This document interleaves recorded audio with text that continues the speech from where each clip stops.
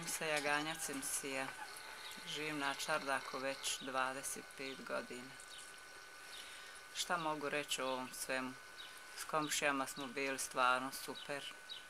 U posljednju godinu, dvije primijetilo se da se oni pomalo onako odvajaju, da su više onako poučeniji.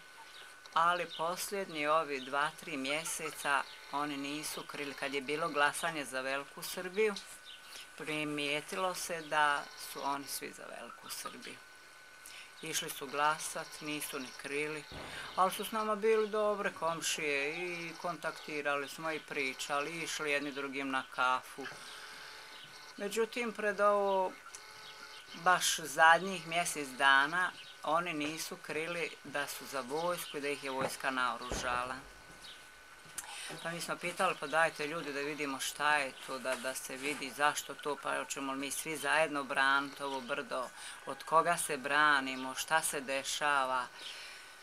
Oni su šutli, ajde vidjet ćemo, jednom su pozvali muža na sastanak i rekli, eto, mi smo za vojsku, ako ste s nama, ako niste, međutim mi smo već tada vidjeli da je vojska agresor, šta je radila u Hrvatskoj i nismo mogli stati uz vojsku, prema tome nismo mogli stati ni uz njih.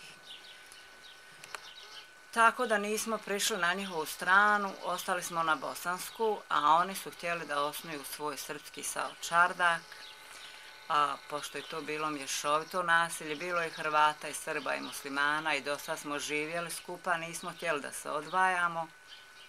Međutim, oni su to već pred 7 dana, pa možda i 3 dana počeli da pucaju iz svih naoružanja.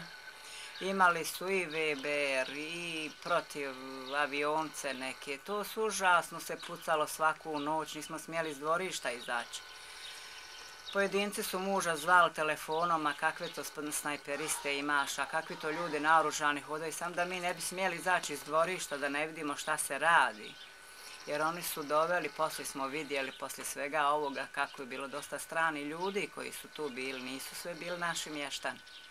Bili su njihove komšije iz sela i šta ja znam, bili su ljudi koji mi nismo poznavali.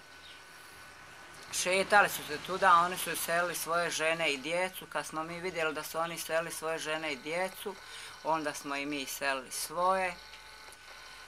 Sad jednu noć dobili smo dojavu da će nas tu noć poklat komšije. I mi smo popričali sa svojim komšijama koji su nam najstariji tu, najbliži, koji su rekli ne vjerujemo, možda će vas samo razoružati, ali ne vjerujemo. Dočim poslije kad smo našli spiskove, kad smo našli sve te komšije su bile uključene u organizacije, bili zaduženje za oružje, napismeno je bilo ko će koga poklat, sve je to nađeno u tim garažama u kojim su se oni skrivali.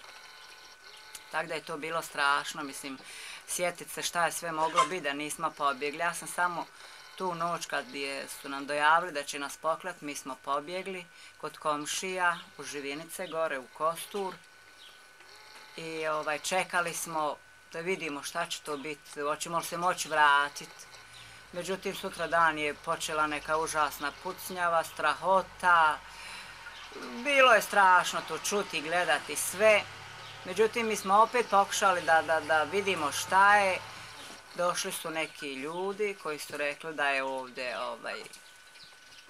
pohvatano dosta tih ekstremista, nađeno kod njih dosta oružja, municije, stranih ljudi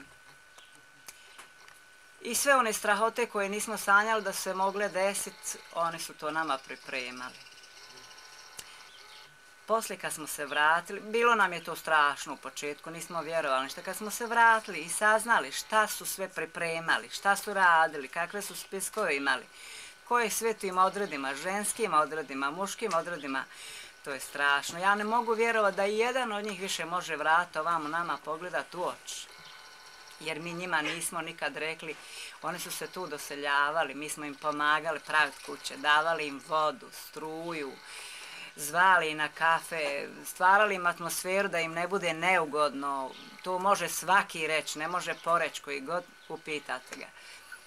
A oni su nama spremali tako nešto da nas pokolju, pobiju, da nas istrijebe, da nam popale kuće, To su stvari koje se ne mogu zaboraviti, ali najstrašnije je što oni misle da su u pravu.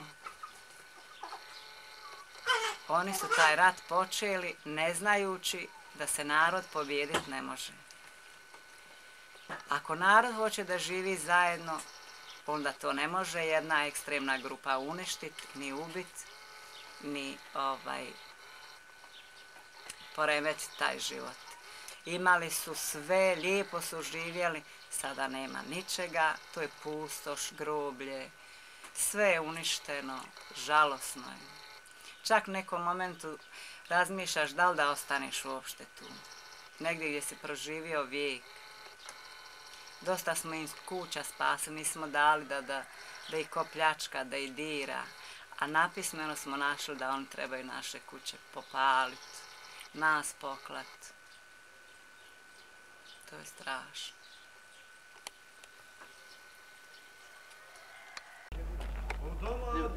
Jučerašnji dan i ova noć bili su najgori za povijesti Dervente. Četničke snage uspjele se probiti preko mosta, napravili masakr.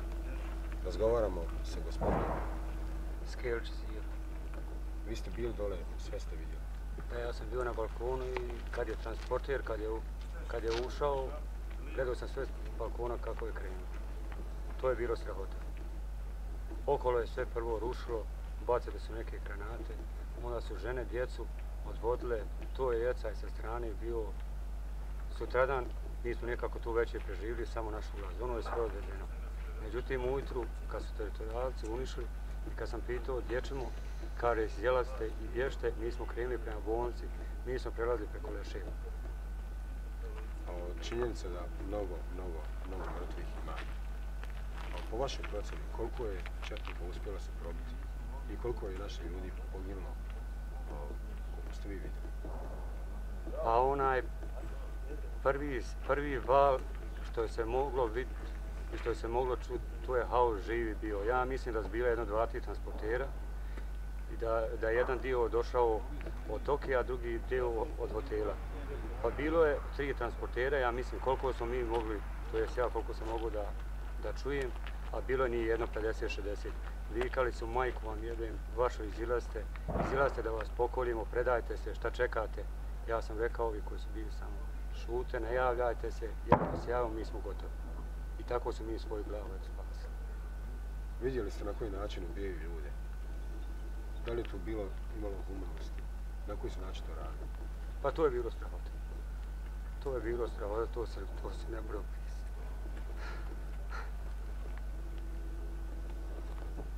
Ko vam je pomogao da se prebacite ovako? Teritorijalna odbrana.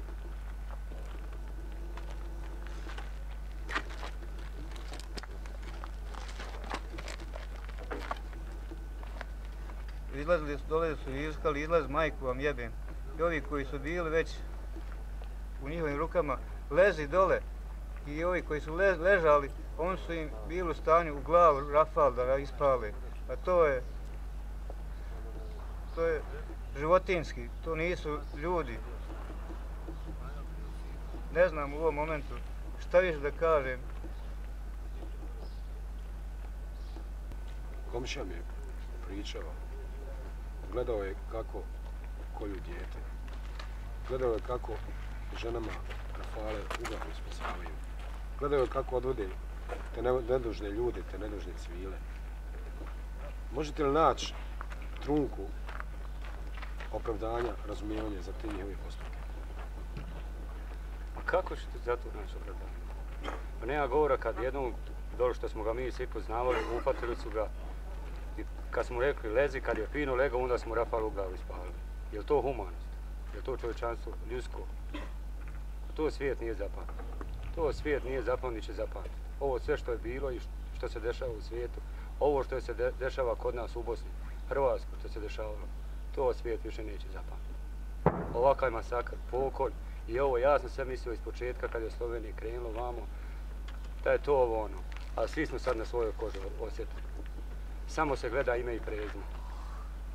Ime i prezime se samo gleda i samo se kolje, ubija, odvodi u nepoznatom pravcu. Ja imam te familije mnogo koje je odvedena i brata i zetove i rođake, ni danas dan ja ne znam za njih šta je. odvedeni su navodno, jedni viču u Prnjavor, jedni viču u Banja Luku, jedni kažu živi su, jedni viču u Poklarkicu, tako danas dan, ja ne znam ni šta je sad. U Derventi je privreda sva otišla. Svi objekti što postoje u Derventi su otišli. Kad su oni sinoć, mi gledamo onu strahotu obdanište, dječje obdanište, gdje su njihova djeca išla, gdje su njihova djeca se smještala, kad je to sve izgorilo do tebe. Zgrade gore, stanovi goru. Ja nemam reći. Strahota. Ovo je strahota, ovo nije čovječanstvo doživjelo. Ovo što se radi, ovo čovječanstvo nije doživjelo. Vi su čak i govorili, nama je govoriti o nekom Vukovaru. Da će biti Vukovar uzmu Derventa, ili Mostar, ili Sarajevo. Vukovar je svaki grad u Bosni i Hercegovini. Svaki grad. Nama ne daju radio da slušamo. Televiziju da gledamo. Sve se isključilo. Vode nemamo. Struje nemamo. Hljeba nemamo. Ali izdržat ćemo. Izdržat ćemo i moramo izdržati. A onaj ko ostane živ, imat će onom svom da prenese mnoge stvari koje će pamtiti u životu.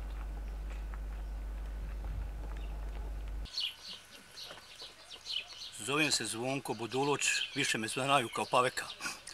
Moram da plačem jer sam 12. doživio takvu strahotu od vojske i tih četnika. Samo da znate, u 11 sati su upali u kinesko naselje gdje živim. Ja, žena i dijete smo, onog momenta kad su vidjeli da upadaju, pobjegao sam na tavan. Zaključio sam i čekao svakog momenta kad će nas zaklati. Tog momenta pojedini ljudi su zvali me po imenu pa da izađem, poslije toga Ninu da izađe, jer su znali da se moj sin nalazi u teritorijalnom odbrani, to jeste vojni policajac. Čitao smo noć proveli na tavanu, a oni su pretpostavili su u tavanu, pa su gađani granatama, bombama, flakom, ne znam čime, mecima, tako da su među oko 5 sati ujutru, do 5 sati ujutru izdržali. U 5 sati su 2 puta bacili bombe na tavan, tako da se tavan zapalio i očekio svakog momenta da se mi zapalimo.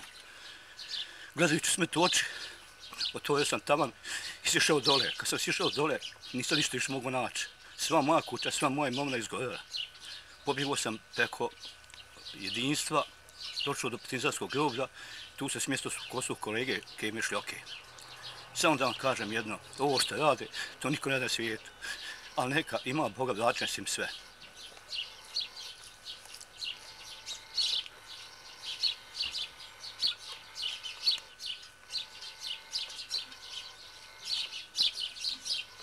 Ako mogu pozdraviti Josipa, da čuje da smo živi, jer nam je se prijetila velika opasnost, da smo jedva izbjegli. Onaj ko je to napravio, nek se stidi i srami i nema više ništa da kaže. I ja želim da pozdravim god me poznao u Hrvatskoj. Pretrpili smo veliku žalost i ovaj događaj. Samo ispaštaju naša djeca i ovaj sav narod koji je nedužan i koji nije kriv nimalo.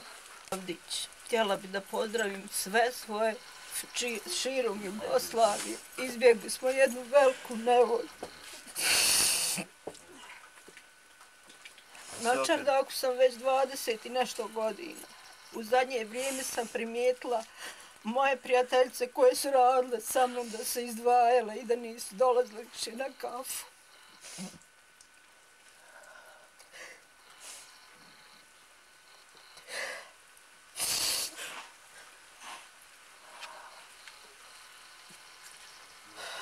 Nemam više šta da kažem, samo pozdravljam sve u Zagrebu, svoje rođake i rodice i braću i sestre i sve koje me gledaju, eto nek kažu, ko još dalje zna za nekom da javi da smo mi za sad živi.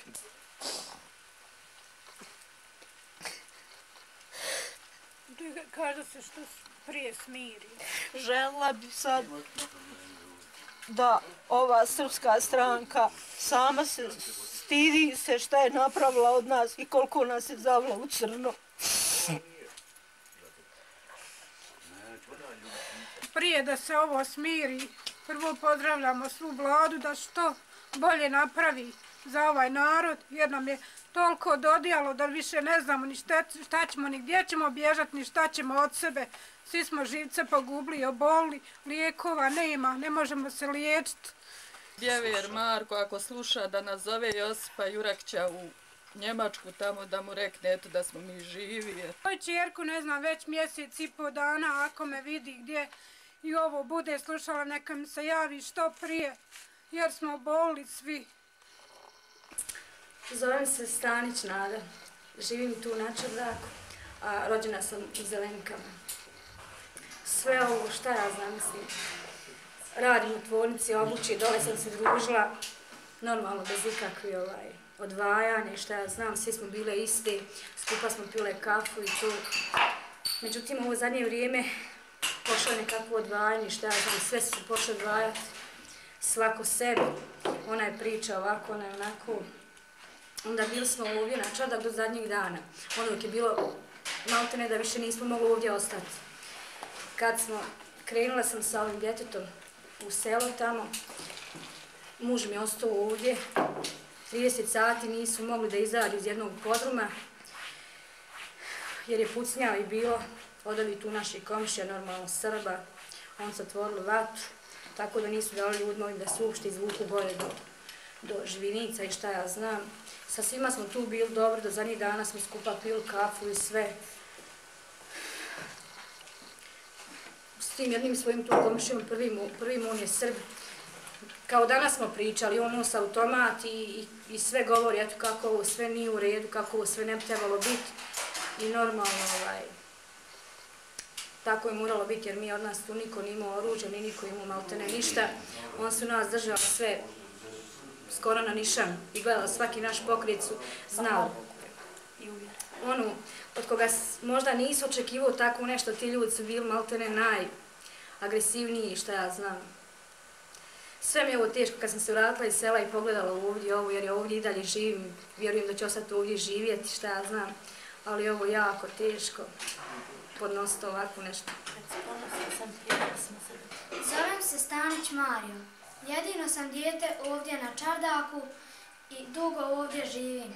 Želim da pozdravim kuma i kumu iz Slavonskog Broda, također dva rođaka moja, Iliju i Miru, koji su sada u Njemačkoj. I svojim da sam živ i da su mi mama i tata obadve živi. Zovem se Ana Dekić. Ja bi sve nadodala ovo što je moja prethodna rekla i drago mi što nisu uspjeli, što im nije pošlo za rukom onako kao što su oni planirali, bili su s nama tako kao jedna duša, tako su pričali i straže davali, a naprotiv sve su nas iznevjerili. I drago mi je što nije njihovo uspjelo, zato smo se prijavili ovdje da kuhamo našim momcima, da ih bodrimo i da nam dobro idu na straži, da nas čuvaju. I šta je bilo, ispričaj? Ja jutro ustala, mi smo sinoć svu noć hodali, ova se zgrada zapalila i vodu nosili i jutro da ustanem, rekao Geller, mislim od Franje Geller, i mi smo i popili kafu. Kad sam se ja vratila da ovo izvadim ovo, a on rekao Meho, dragi, ona rekao nije isplodirala, Haman rekao velika. I tako su saznali, eto, onda nije 6 komada ovdje ima da nisu isplodirali. U Vijeke pod krovom, u nas pred podrumom, u Zdravana, u Nemađe nije. U Zdravana i pred radnjom i pred podrumom, vidiš. I tako ostavili, javili sad, pa šta će biti, doći oni. Meho moj dragi. Neće. A da se mi bolje. Valjda će dragi Bog dati. Vidiš. Bože moj, dragi Bože. Vjerojatno opet čujete detonacije artiljerijskih granata, evo ovdje smo na položajima. Kažete mi vaše utiske o dosadašnjem ratu ovdje na području općine Delnik. Pa činjenica i široj javnosti je poznato da je to jedan prljavi rat za koji niko nije mogao očekivati da bi se mogao desiti na ovim prostorima. Svi smo vjerovali u tu armiju, to je bila, tako su nas učili godinama, naša armija, no međutim ona je pokazala svoje pravo lice. Pokazala je i ko je i šta je i kakve su joj namjere. Svi vidimo šta se radi, šta se dešava, tuku nemilosrdno. Ljudi bježe sa svojih ognjišta, bježe od svojih kuća, noće u podrumima, u skloništima. Tako vam je to ovih dana u Dervini. Da li si ti već bio na prvim borbenim linijama, da li si imao, što se kaže, vatreno krštenje?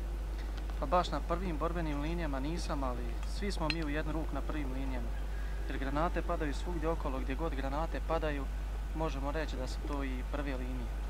Evo, tu imamo i primjeraka od naših prijatelja do sadašnje nekakve Jugoslovenske narodne armije, što su nam ostavili za uspomenu.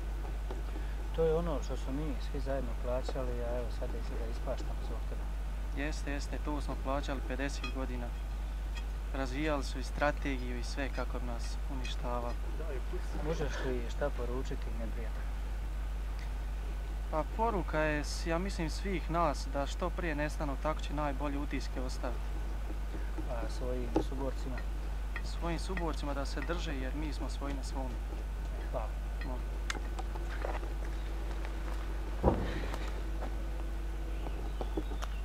Dijete. Ne mogu ja ništa. Gdje ti je sin? Sin je vam pričao o Teo. Kako ću ja govoriti? Fin. Ma gdje je evo? Ostavila nas kuću. Ostalo sve šta ću, izišla je u prljavoj suknji i vozi podera. Nemoj se skriti. Izjavi svoj intervju. Kaži onako kako je. Stala i kao litera i kuću i djecu svoju ostala i zeta i sve u Boga. A sad je. Dijete jedno.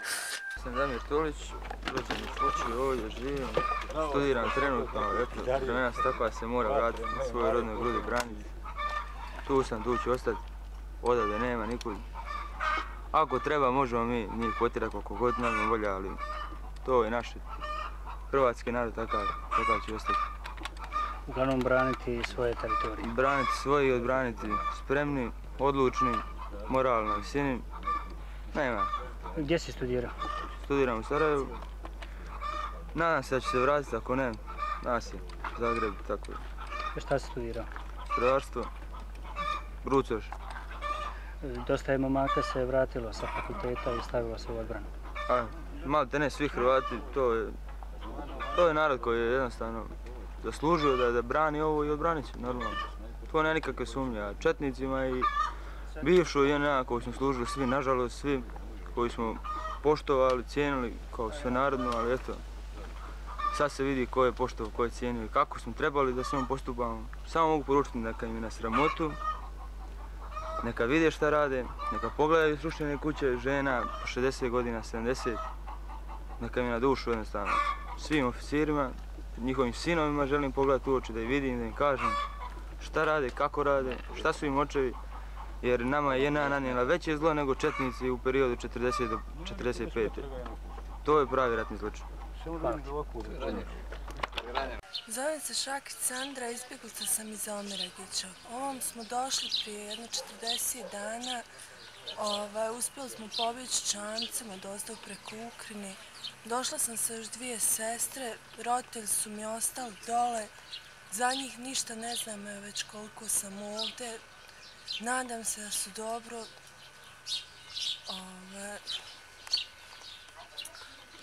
Teško mi je ovdje dosta sa mlađom sestrom, dosta je roditelji nedostaju. Ne znam. Ne znam šta bi.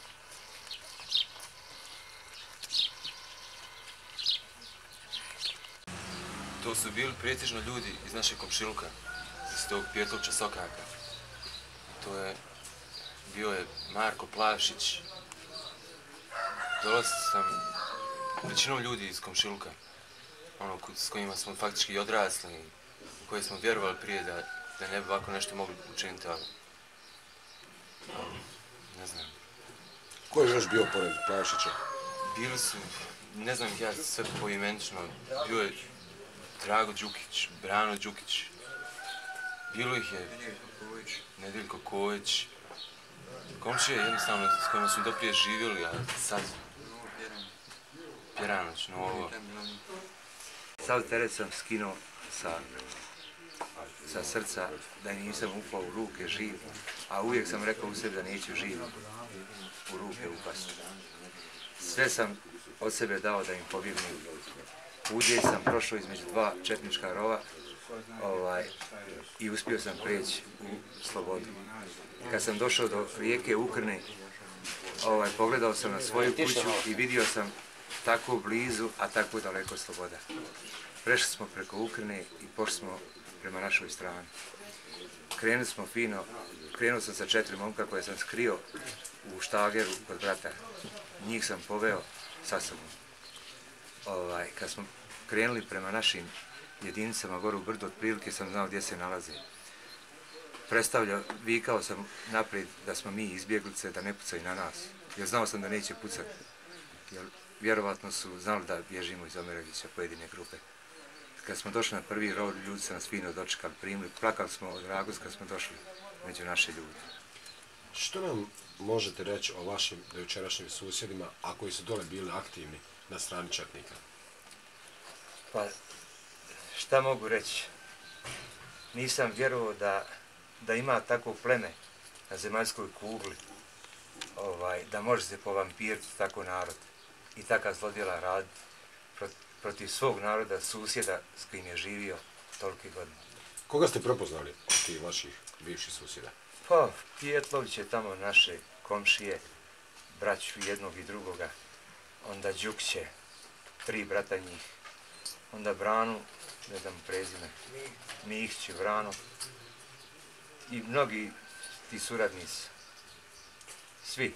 Živio strah, teror, učili su narod. Bio sam jedan put kad su došli ovdje upali, taj Marko Plavšić, on je inače rodom iz Kosteša, zvani Bili Urao. Postojao je narod, legali su, udarali su, jednog su komšiji tako htjeli zaklati, na svu sreću nužno je zapio u koricama i nije ga izvodio, ostao je živ, ne znam šta je sa njim sada. Ove naše komšije koji su bili, na to se samo smijali. Govorili su, nemojte, vjerovatno to je bio neki njihov znak, ljudi su još više na nas napadali, kidisali djecu. Komšije, momak koji je hendikepiran, ne vidi dobro, mentalno je zaostao, njega su udarali. Ne znam, uzeo sam pušku ovdje i rekao sam, neću stati skroz da se ne oslobodi čitava Bosna. Da li ima djece dole u Omeragiću? Djece više nema, ne znam, jedino možda još koji odrasli muškara da se krije. Da se krije po njivama i ako uspije pobjeći, bolje mi da što prije dolazi. Od komšija naših prepoznao sam Đukiće, Pijetloviće, Novo Pjeranje dole kod nasipa s radio stanicom, dovlače flakove, tuku, stalno ponavlja, nije dobro, udarajte ponovo. Ja sam s isto morao njega kriti.